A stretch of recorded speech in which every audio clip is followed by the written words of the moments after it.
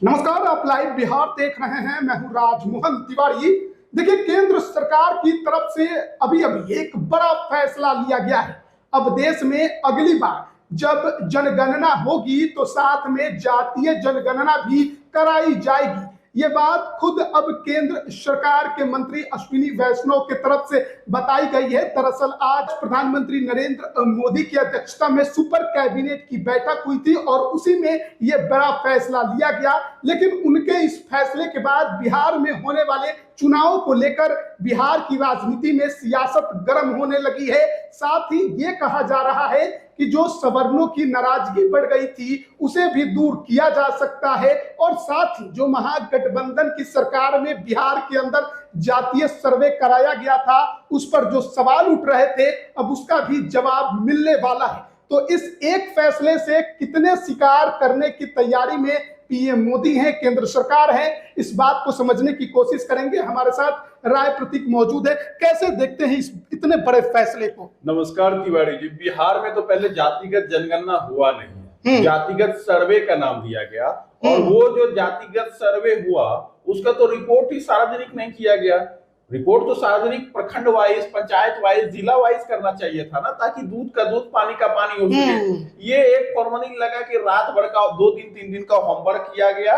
अंग्रेजों के समय का जो एक सर्वे दिया गया था उसी के हिसाब से उसी पे होमवर्क करके उसको पब्लिश कर क्या बात कर रहे हैं। कई चरणों में ये सर्वे नीतीश कुमार ने कराया, घर घर लोग पहुंचे, पूछा कि आपकी जाति क्या है, आपके पास कितने गाय हैं, कितने भैंस हैं, कितनी सरकारी नौकरियां हैं, कितनी गाड़ियां हैं, ये तमाम चीजें पूछी गई थी। तो सवर्ण समाज ही नहीं, सभी लगभग समाज में जातिगत सर्वे जो हुआ है उसके रिपोर्ट से रोष है। सभी समाज में रोष है। अगर रिपोर्ट में सत्यता है, अगर ट्रांसपेरेंट है, क्योंकि अब ऐसा भी तो नहीं है कि किसी प्रखंड का जातिगत सर्वे रिपोर्ट आएगा और उस क्षेत्र में के जो प्रतिनिधि है, उस क्षेत्र की जो जनता है जो वहां पे रह रही है वो उसको मान लेगी। वो सत्य होगा तो पारदर्शित होगा, वो बोलेगा। वो देख एक बार मिलान तो हो जाए कि उस प्रखंड में आपने क्या किया। वो रिपोर्ट तो आप दे नहीं रहे। तो सवर्ण समाज ही नहीं बल्कि कई पिछड़ी जातियां भी है, उसमें भी रोष है, दलितों में भी रोष है, क्योंकि दलित का भी सेंसस होता है। फिर भी चूंकि दलित का सेंसस और मुस्लिम का सेंसस कुछ हद तक सही मेंटेन रखा गया, लेकिन बाकी का जो सेंसस हुआ है, जो सेंसस नहीं सर्वे हुआ है, वो पूरा निराधार है। और लगातार इस पर बयानबाजी भी हुआ। लगभग बड़े नेता इसको फर्जी मतलब जो है गलत करार दिए, चाहे राहुल गांधी हो पक्ष के हो या विपक्ष के हो।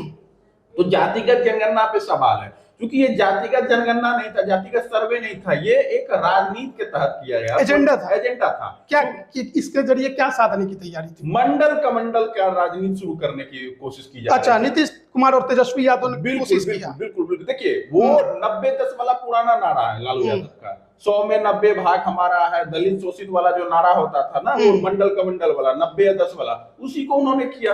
अच्छा, उसी को उन्होंने पारदर्शित किया। उनको भी पता है कि 90 और 10 एक्चुअल में है नहीं, एक्चुअल में टाइट फाइट है, प्रभाव है। क्योंकि 90-10 अगर दिखाएंगे, सामाजिक न्याय की बात करेंगे तो ध्रुवीकरण होता है। अब ध्रुवीकरण के लिए उन्होंने दिखा दिया कि भूमिहार 2% है, उनके पास जमीन 39% है। अच्छा, तो अलग अलग प्रकार से उस एजेंडे को पब्लिश किया गया। हो सकता है भूमिहार जमींदार जाति है, जमीनें होंगी, अधिकांश होंगी, 25% होंगी, 30% होंगे, 40% भी, मैं उस पर नहीं जाता हूं, लेकिन उस एजेंडे को पब्लिश किया गया।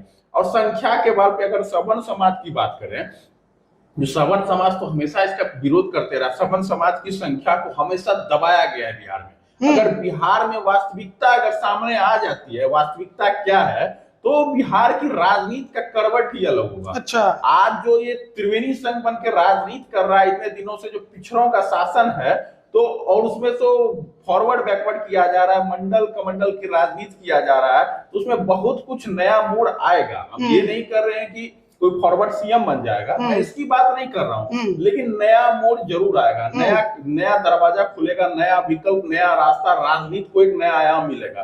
तो ये चीज, और जो केंद्र सरकार के जो फैसला है, तो हमें लगता है कि बिहार की सारी जनता इसका स्वागत करेगी, क्योंकि केंद्र सरकार के पास सारा डेटा उपलब्ध हो जाएगा। और जहां तक हमें जानकारी है, इस बार का जो सेंसस होगा, एक बार रजिस्ट्रार जनरल ऑफ इंडिया जो होता है गृह विभाग के अंदर, तो उनका कहीं पे हमें कथनी वहां पे किसी अधिकारी से हमारा बातचीत हो रहा था, गृह विभाग का नहीं, उस रजिस्ट्रार जनरल ऑफ इंडिया में ही कार्यरत किसी कर्मी से हमारी बात हो रही थी, उच्च स्तर के कर्मी थे। तो वो बता रहे थे कि इस बार सेंसस जो होगा उसमें डिजिटल रजिस्टर तैयार होगा। अच्छा। पूरे ऑल ओवर इंडिया में जो हमारी जो जनसंख्या है उसका डिजिटल रजिस्टर तैयार होगा। आप उसमें एंट्री करके अपना आधार नंबर या अपना प्रखंड, अपना पंचायत या अपना नगर निगम का वार्ड एंट्री करके आप अपना रिकॉर्ड, अपने परिवार का रिकॉर्ड वहां देख सकते हैं। उसमें कुछ गलती होगा तो उसको सुधार कर सकते हैं। तो पूरा डिजिटल रजिस्टर तैयार होने वाला है पूरा देश का। उसमें ये भी इसका एक मकसद है कि जितने घुसपैठियां हैं जो बांग्लादेश से आके बिना इसकी उसको नागरिकता नहीं है, बिना नागरिकता के हमारे देश में रह रहे हैं, उसका भी भंडाफोड़ होगा। उसको नागरिकता नहीं मिलेगी। तो सेंसस जो है, तो बहुत सारे कानून आ रहे हैं, उसी पे देख रहे हैं, सीसीए है, बहुत सारे आ रहे हैं। तो अभी ये जो डिजिटल रजिस्टर जो तैयार होगा, ये जो से आएगा, ये पूरा पारदर्शित कर देगा। और ये भारत की बिहार ही नहीं, पूरे देश के लिए ये एक मिसाल साबित होगा। ये एक कोड है। अच्छा। जाति का जो जनगणना है, जाति की जो संख्या होती है, जाति का जो आंकड़ा है, हर जगह ये कोड है। कैंसर की तरह काम किया जा रहा है राजनीतिक एजेंडे के लिए। अच्छा। इसको सत्य एकदम सत्य पारदर्शित करके इसको एक बार इसका भंडाफोड़, इसका रजिस्टर तैयार होना बहुत जरूरी है। सवर्णों को क्या दिक्कत हुई बिहार में? जो नीतीश कुमार और तेजस्वी यादव के द्वारा जो सर्वे कराया गया, आखिरकार सवर्ण, राजपूत भी हैं, ब्राह्मण भी हैं, भूमियार भी हैं, कायस्थ भी हैं, उनको क्या दिक्कत क्या हुई इस सर्वे से? पूरे सवर्ण को तो उन्होंने 10% से नीचे रख दिया। तो जो जितना है उनको उतना दिखा दिया। आप कैसे कह सकते हैं कि सवर्ण 10% से नीचे? अब तो सरकारी आंकड़े पर ही चलेंगे। जब राजनीति करते हैं तो उसमें विधायक सांसद भी देख लीजिए किस क्षेत्र से कितने सारे वो तो प्रभाव के ऊपर भी है, जिसके पास धन बल है वो अपने हिसाब से राजनीति सभी जाति के पास गांव प्रखंड वाइज गांव की सूची है, संख्या है। आप नॉर्मली वर्बल कमतर करके भी यहाँ किएगा तो हमारी संख्या को आधा दिखाया गया है। जो सवर्ण को 10% से कम दिखाया गया है, वो 20% से ज्यादा है। सिर्फ ब्राह्मण, भूमियार, राजपूत 2 लाख मिला, 20% से ऊपर है। और मुस्लिम सवर्ण को इसमें जोड़िएगा तो 25% के आसपास होगा, या उससे भी ज्यादा जाएगा। तो इस सवर्णों का एक बड़ा चंक है बिहार में। और आप देख लीजिए, किसी भी प्रमंडल में चल जाइए, सारण प्रमंडल की बात कीजिए, गोपालगंज जिले से शुरुआत कीजिए, ब्राह्मणों की आबादी, भूमियार, राजपूतों की आबादी, क्या आपको कम लग रहा है किसी विधानसभा में? क्या हथुआ हो, बैकुंठपुर हो, किसी विधानसभा में, चंपारण क्षेत्र आ जाइए, इतनी बड़ी संख्या है। पूर्वी चंपारण, पश्चिमी चंपारण में, मुजफ्फरपुर जिला कितना बड़ा चंक रहा है भूमियार वोटों का, राजपूतों की भी संख्या है। आप सीतामढ़ी चले जाइए, भूमियार वोट है, ब्राह्मण भी हैं। तो अब मिथिला चले जाइए, ब्राह्मणों का कितना बड़ा आबादी है, मैथिल ब्राह्मणों का, सवर्णों का संख्या। वैसे सवर्ण में सबसे ज्यादा आबादी ब्राह्मणों की ही दिखाई गई। नहीं, हम इस पे हमारा तर्क नहीं है किसकी आबादी ज्यादा है, क्या दिखाया गया है। आप ये कह रहे हैं कि जितने भी सवर्ण है सबकी आबादी घटाई गई? सबकी आबादी घटाई गई, चाहे वो राजपूत हो, ब्राह्मण हो, भूमियार हो, कायस्थ। बिल्कुल ब्राह्मण और राजपूत की तो घटाई ही गई है, और भूमियारों के साथ तो बहुत ही बड़ा अन्याय हुआ है। और कायस्थों के साथ, कायस्थ की संख्या वैसे भी सीमित है, लेकिन उसको और सीमित कर दिया गया, और कम। सवर्णों में सबसे ज्यादा अन्याय किसी के साथ हुआ है तो वो भूमियारों के साथ। इतना बड़ा मध्य बिहार है, बेगूसराय, नवादा, जहानाबाद, मगध का एरिया, शाहबाद में है, सारण में है, उत्तर बिहार में पूरा वो तिरहुत में है, मिथिला में है, कोसी सीमांचल में भी है, अंग क्षेत्र में, भागलपुर बांका में भी। तो उसकी संख्या सब जगह प्रभाव में है, संख्या में है, और उसकी आबादी 2%, 2.5% दिखा दी जाती है। तो एक बड़ा सवाल उठता है, 2% आबादी वाला जाति कभी 39% जमीन का मालिक बनेगा? आपको लग रहा है इतना बड़ा भी पूर्व के समय में भी सामंतवाद था, लेकिन इतना भी नहीं था, इतना भी सामाजिक न्याय का स्तर इतना भी गिरा हुआ नहीं था कि 2% आबादी वाला राज कर सके आप पे। ये सत्य है। तो भूमिहार और 2% आबादी वाला कभी भी यादव जैसे समाज से लड़ नहीं सकता, जिसकी संख्या एक्चुअल में 12%, 13% हो, 10% से अधिक हो। 14% तो नॉर्मली बताया गया है, ये भी दिखाया 10%। आप ये भी मान रहे हैं कि यादवों की आबादी बढ़ाई गई है? यादव ठीक है, यादवों की संख्या है, ठीक है, 12% से अधिक है। कुशवाहा समाज की जो आबादी बताई गई, क्योंकि उपेंद्र कुशवाहा भी इससे नाराज हो गए। देखिए, हम आपको बताते हैं, यादवों की संख्या जो है 16% नहीं है, जो कुछ लोग बताते हैं 15%, 16%, वो नहीं। यादवों की संख्या 12 से 13% है। यादव है, क्योंकि यादव में कई जातियों का मिश्रण हुआ है, जाट है, गुज्जर है, गरेड़िया है, कई जातियों को मिश्रित कर दिया गया। जो भी इस क्षेत्र में चरवाहे जाति थे, अहीर कौम थे, अब जाटों गुज्जरों को भी शामिल कर दिया गया, तो वो एक बड़ा चंक बना है। और यहाँ पे देखिए और भी जो जाति है, जैसे कुशवाहा की बात कर रहे हैं, तो कुशवाहा को किस पार्टिकुलर एरिया में कुशवाहा का प्रभाव होता है, और कुशवाहा का वोट कंसोलिडेट नहीं है, बिखरा हुआ है। कुशवाहा है, दांगी तो काफी कम है, कुशवाहा का वोट है, लेकिन वैसा कहीं पे कोई बड़ा चंक नहीं है। अच्छा, इसमें एक और बात है कि कुशवाहा और दांगी को अलग कर दिया नीतीश कुमार ने। देखिए अलग तो है ही, अलग अलग जाति है, तो फिर यादवों को एकजुट क्यों कर दिया गया? देखिए वो एक समय में चल रहा था ना, एक समय में ये भी पहले, अब देखिए जो राजनीति अभी है वो राजनीति पहले भी थी। अब हम आपको बताते हैं, जैसे कोयरी और कुर्मी धानुक है, धानुक अलग जाती है, कोयरी अलग जाती है, कुर्मी अलग जाती है, और दांगी अलग जाती है, चारों अलग जाती हैं। चारों आज एकजुट होने की कोशिश करते हैं, राजनीति करते हैं, गंगोता भी है तो एकजुट होने की कोशिश करते हैं, लेकिन चारों पांचों अलग अलग जाती है। अगर सब इसी तरह पहले ही अगर ऐसा कुछ हो गया होता तो सभी एक जाति कहलाते। जैसे यादवों में हुआ गरेड़िया, अहीर, यादव, जाट, गुज्जर और भी कितने प्रकार के चरवाहे जाति जो इधर के तरफ पलायन भी बहुत हुआ है ना। हरियाणा से आए हैं, मथुरा से जाट आए हैं, राजस्थान से गुज्जर आए, बहुत पलायन हो गए यहाँ आए हैं सब। यहाँ पे आपको मिलता है जाटों के गाँव, गुज्जरों के गाँव, गरड़िया मिलता है बहुत कम, पाल वाल थोड़ा बहुत है, तो मैक्सिमम सब लोग जो है यादव के साथ, यादव एक जाति हो गए। उस समय एक दौड़ चल रहा था अपने खुद को बलवान करने के लिए, तो राजपूत ही देखिए, राजपूत पहले झारखंड में क्या था, राजपूतों का अस्तित्व नहीं था। कई आदिवासी, कई घटवार, कई कुटुंब, तो आदिवासी नागवंशी वगैरह क्या है, सबको राजपूत बनाया गया। बनौट क्या है, तो अपने प्रभाव को बढ़ाने के लिए उसमें अकबर के सेनापति होते थे मान सिंह जी, तो मान सिंह जी उस समय बंगाल के सूबेदार होते थे, तो उन्होंने अपने, और मान सिंह के समय ही राजपूत जो है बिहार में बसे भी। जो आपको राजपूत देख रहे हैं 90% से ज्यादा, 90 से 95% राजपूत वो राजस्थान से आए हैं, या तो उज्जैन से आए हैं, या तो बुंदेलखंड से आए, अलग अलग कालखंड में, 15वीं सदी में, 16वीं सदी में। खैर उसकी चर्चा हम नहीं करेंगे। सवर्ण समाज का जो है एक बड़ा चंक है, राजपूत ही क्यों नहीं हो, राजपूतों की भी संख्या घटाई गई है। राजपूतों की संख्या नहीं है, क्या बात करते हैं, सारण कवि श्रेणी में राजपूत है, सब जगह राजपूत है। देखिए मध्य बिहार का जो एरिया है, जहां बिहार का बेल्ट है, जैसे बेगूसराय, लखीसराय, शेखपुरा, ये सब का जो एरिया है, नवादा, ये सब एरिया में भूमिहार ही ज्यादा है, अरिसवर्ण है, ब्राह्मण राजपूत नहीं है, नहीं के बराबर है। तो पूर्वी पटना का एरिया है, तो उस सब क्षेत्र में जो है भूमिहार डोमिनेट करता है, और भूमिहार हर जगह है, राजपूत भी है, ब्राह्मण भी है, लाला कायस्थों की संख्या क्या पटना के अलावा कहीं नहीं है? बिल्कुल है, मोतिहारी में है, सारण कमिश्नरी में है, मुजफ्फरपुर में है, हम तो बहुत जगह देखे, हमारे भागलपुर में कायस्थ है, पूर्णिया में कायस्थ है, तो कायस्थ शहरी क्षेत्र में कायस्थों की भी संख्या है। मारवाड़ी जिस तरह जितना मारवाड़ी है, मारवाड़ी की जितना संख्या है उससे कम कायस्थ नहीं है बिहार में, ये आप जान लीजिए। तो सवर्णों का एक बड़ा चंक है जिसको कि दबाया जा रहा है, जिसको इग्नोर किया जा रहा है। हर विधानसभा, हर प्रखंड, हर पंचायत का जब आंकड़ा आएगा तो बिहार के राजनीति में बहुत बड़ा विस्फोट होगा। जो चंक 30 साल से ये त्रिवेणी संघ, ये अलग अलग नाना प्रकार के, जो देखिए जिस समय श्री बाबू का सरकार होता था उसमें जाति फैक्टर नहीं थी, क्यों बनाया गया? श्री बाबू बिहार के पहले सीएम क्यों बने? ये चीज आप बता सकते हो? क्या उसमें क्या कांग्रेस फॉरवर्ड की पार्टी थी?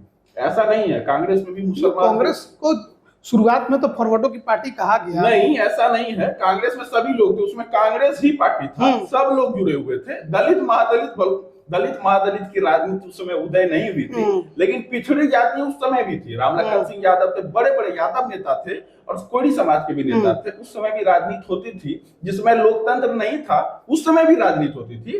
तो उस समय श्री बाबू क्यों बिहार के मुख्यमंत्री बने? एक प्रभाव को देखा गया, उस समय को देखा गया, और अंग्रेज और ये जो आंकड़ा होता था ये अलग अलग से उस समय षड्यंत्र की तरह दिखाया जाता था। कोई कभी भी आज तक जातिगत जनगणना का एक सटीक जो है रिकॉर्ड सामने नहीं आ पाया। तो एक जब पूरा जनगणना होगा, जनगणना तो सत्य होता है, SC ST मुस्लिम का तो ट्रांसपेरेंट भी हो जाता है कैटेगरी के हिसाब से। तो जब ये जनगणना होगा उसमें जाति का एक कॉलम रहेगा और उसमें जाति मेंशन रहेगा, और उसका एक डिजिटल रजिस्टर्ड बनेगा। आप सिस्टम पे खोल के पोर्टल पे अपना डिटेल देख सकेंगे। मतलब सवर्णों को कम से कम अब केंद्र सरकार पे तो भरोसा होगा। बिल्कुल, केंद्र अब सरकार जो केंद्र सरकार आंकड़ा दे दे उस पर तो इफेक्ट बट नहीं लगेगा। देखिए, केंद्र सरकार जो आंकड़ा देगा वो प्रखंड और जिला वाइज देगा, पंचायत वाइज देगा। हम अपने वार्ड के हिसाब से, हम अपने पंचायत के हिसाब से वो आंकड़े को देख सके और मिलान कर सके।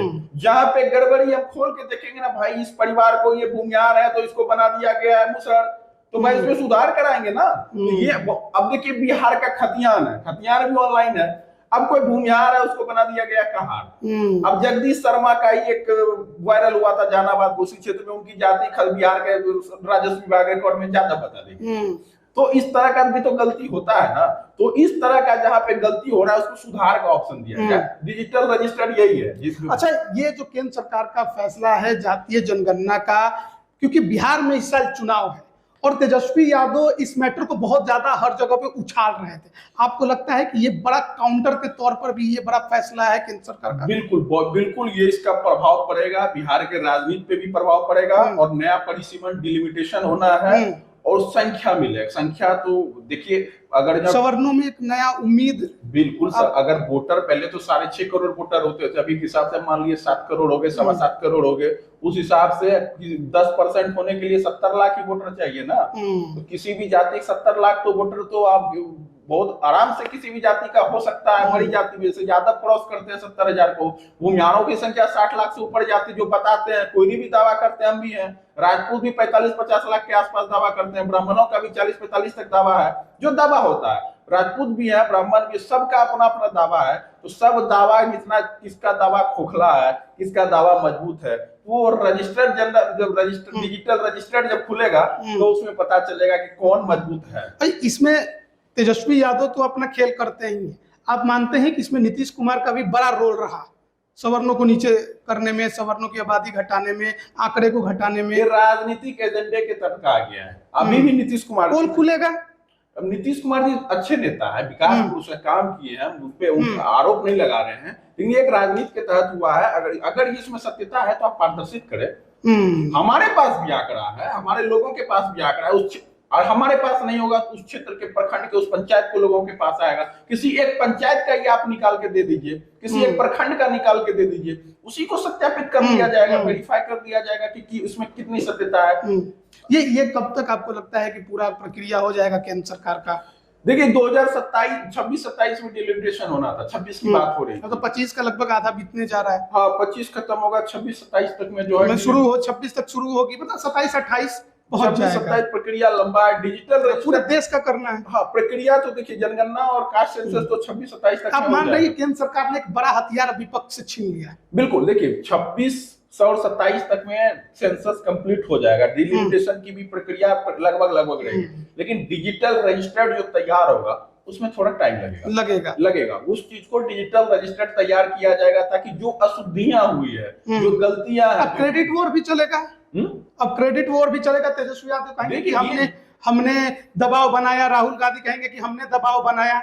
ये होना बहुत जरूरी है बिहार में, पूरे देश में। अच्छा, जातीय जनगणना ये बिल्कुल होना जरूरी, नहीं तो ये कैंसर की तरह काम कर रहा है पूरे देश में। ये जो आंकड़ा गणना, ये बाहर में घुसपैठिया वगैरह जो आ रहे हैं, तो ये एक बार हो जाएगा ना, तो ये सदियों के, युगों का मसाल है। ना आज तक कभी ऐसा कभी हुआ है, ना कभी हो जाए। एक बार अगर ये हो जाएगा तो आगे की राजनीति एकदम दूध और पानी अलग अलग रहेगा। इसमें किसी भी जाति, कोई भी सामंती ताकत या कोई भी राजनीतिक ताकत जो उस पर गोटी सेक रही है, मतलब रोटी सेकना चाहती है, फायदा नुकसान। ये जो एक अनुमान लगाया जाता है कि जातीय जनगणना से जातीय संघर्ष की उम्मीद जो लगाई जाती है कि वो हो सकती है, क्योंकि बिहार में तो हुआ लेकिन ऐसा कुछ हुआ नहीं। आपको लगता है कि ऐसा कुछ हो सकता है? कुछ नहीं होगा। सारी जातियां अपना खुद को जानना चाहती है, हम कितने हैं, हम कितने पानी में है, हमारा उस हिसाब से हमारा प्रतिनिधित्व कितना है, हमारी आर्थिक और सामाजिक स्थिति क्या है। और जो संघर्ष हुआ है, देखिए, लालू यादव और नीतीश कुमार जी को एक्चुअल में पता है कि सवर्ण कितने हैं, भूमिहार कितने हैं, भूमिहारों का क्या वजूद है और बाकी जातियां क्या है। ये जो सामाजिक न्याय का जो एजेंडा आया था, क्या लालू यादव क्या 2% के खिलाफ सामाजिक न्याय का एजेंडा काम करता क्या? उनको पता है कि एक्चुअल में वो 10% है। एक बात बता रहे हैं, उनको पता है कि उसके खिलाफ पोलराइजेशन हो सकता है, सामंती ताकत है। तो वो उस चीज